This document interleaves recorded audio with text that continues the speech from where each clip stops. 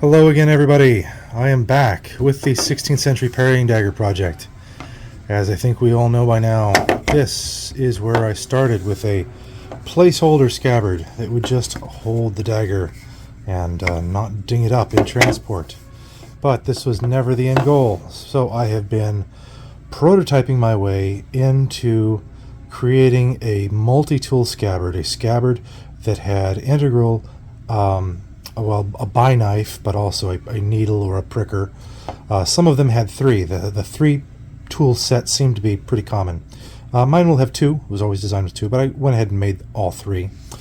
But I knew that I wanted a multi-tool scabbard, and so I started prototyping with this, which does not look like the scabbard that I was aiming for, but it does look shockingly like the Swiss scabbards. If you have seen the Holbein dagger, the Swiss Holbein daggers were often in a scabbard that looked a lot like this. Of course, it had a beautiful either reposade or cast, skeletalized cast top, usually with some velvet over it. And yeah, what the Swiss made looked a lot like this, and this was my first effort out the gate. The second effort, which you may have seen in the last video, it looked a little more skeletalized at the time, is this. And I think we were making progress, making a lot of progress actually. You can see the angle of the orifices to accept all of the tools has changed from being quite flat, although obviously still rounded, to much more angular. And I said in the past that I wanted to pull this in, make this, well, you can see how much thicker it is. And I wanted to make this more narrow. But even this is very similar to 16th century Landsknecht dagger scabbards, certain of them. There's broad variety. But this is similar to some scabbards, and isn't it interesting that along the path, any reasonable effort imitates historical offerings.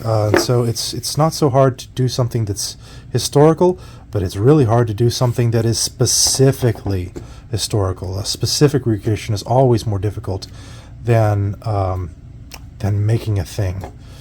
Which is why, as reenactors, we sometimes have to work harder than even our ancestors did. But I have a third offering, and oh, I think we're getting close. I think we're getting really close. Oops. You can see how the angle has changed again. I have the accessory tools just bungee corded on with a rubber band. And I'll take them off so that you can see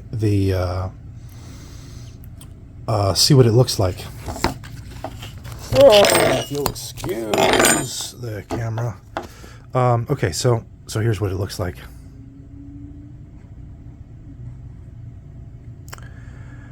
And that pretty much gets us there. The profile of the scabbard is no longer wider for the accessory tools than it is for the primary dagger core, and that was a feature on a lot of higher end dagger scabbards, which is the one I'm trying to recreate. Oh boy, if I can do this one-handed. Why did I take them out?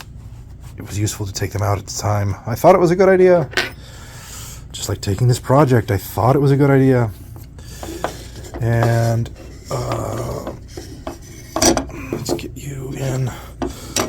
Scabbard making is not the kindest to your blades, which is why you usually wait for the scabbard to be at least like 80% done before you do your final fit up. And happily, I have not done my final fit up on this dagger.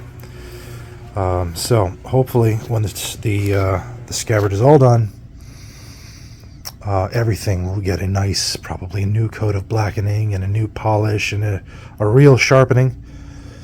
as will these tools, which are still only at about an 80% finish. You can see file marks still.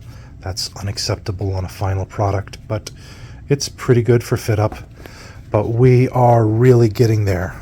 This is, I am so happy. I can't tell you how happy this makes me, and how happy I am that I've gone through this prototyping process, because there is no way on God's green earth that I would have come up with this shape straight out of the gate.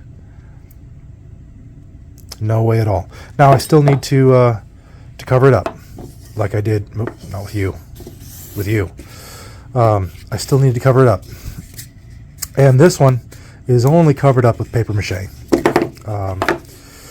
which is a period process. I don't know. I have no evidence whatsoever that papier-mâché was used on scabbards. I have heard that it was, but I have no authoritative sources for that at all. Just and that's the kind of thing that might never show up in a source. That's the kind of thing that a museum curator finds during a restoration, and like, oh, that's papier-mâché, how neat. And then they never think about writing down that information for posterity, because who would care? Except us, we people who are involved in recreating the physical history of earlier periods. So I'm not going to be using papier-mâché on my final product, but it's kind of nifty. So I will have to allow for additional space for wood to be over this, and this will bump up the thickness of the final product, and we'll see where that takes us. I may wind up doing yet another prototype and try and pull it down even thinner. But I'm really happy with this. I don't know if you can see, but the center line is right here. And as I said in an earlier video, carving in a nest for the dagger, or excuse me, eating knife, appropriately, would pull this past the center line, which was something I'd been avoiding, but happened anyway. Even though the end result is symmetrical, you don't have to seek perfect symmetry in the construction process. It's a lesson. A lot of lessons in this. Oh gosh, we are getting so close. That's about right. That's really about right. I'm really happy, folks. But I'll keep you posted on further developments. I think this is a really positive development. I am tempted to go straight to wood and start carving after this prototype, but that may be hasty. We'll see. And so will you. I'll see you on the next video. Thank you all for watching.